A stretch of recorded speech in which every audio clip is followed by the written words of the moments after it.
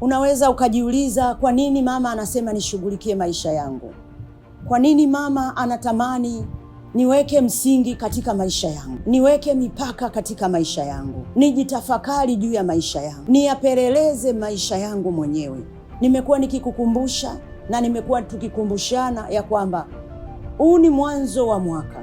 Hii ni Januari ambayo ni mwezi wa kwanza kwa Kiswahili. Ni mwezi ambao tunatakiwa sana kujipeleleza wenyewe. Ni muda ambao tunatakiwa kujichunguza kwanza wenyewe. Tunaposema mwaka umegeuka au mwaka umeongezeka, je, kwenye maisha yetu kuna mabadiliko yoyote ambayo tunayaona baada ya mwaka kuingia 2026? Namna unavyojitafakari mwenyewe, unayaona mabadiliko yoyote? Na kama haujayaona mabadiliko yoyote, ina maana umevuka mwaka na yale maisha yako ya mwaka jana.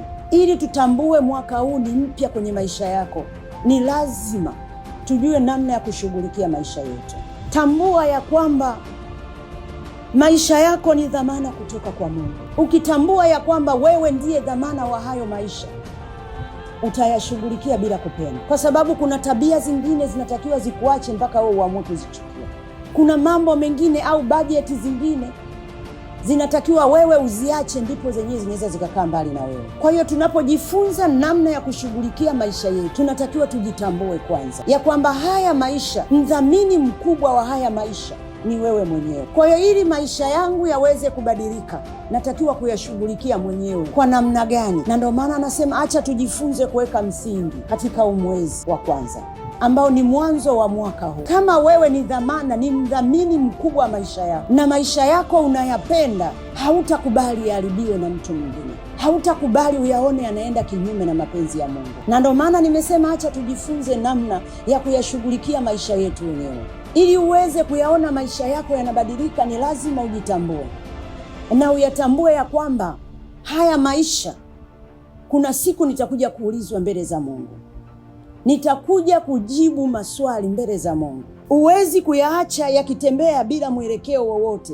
Na ndio maana nimesema acha tuyashughulikie maisha yetu. Unapoyaacha maisha yako au maisha yangu yajishughulikie yenyewe, yaende vile anavyotaka, tunamkosea Mungu, kwa sababu katuamini, na ndio maana ametuacha tukiwepo duniani. Msimamizi mkubwa wa maisha yetu, maisha yako, maisha yangu, ni wewe mwenyewe. Wewe ndio unayeweza kuyaacha akaharibika, au wewe ndio unayeweza kuyaacha akakaa vizuri.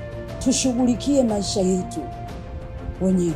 Tuache kulalamika ya kwamba wanatudharau watoto wadogo. Tuache kulalamika ya kwamba nikikaa kwenye kikao cha familia huwa wasikilizi pointi zangu. Umeweka msingi gani juu ya maisha yako? Umeweka mipaka gani juu ya maisha yako? Kama maisha yako unayapenda, kama unatambua ya kwamba wewe ndiwe mdhamini mkubwa wa maisha yako, utayapenda maisha yako, utayaheshimu maisha yako, na utayaheshimisha kwa watu wasiokujua na wanaokujua.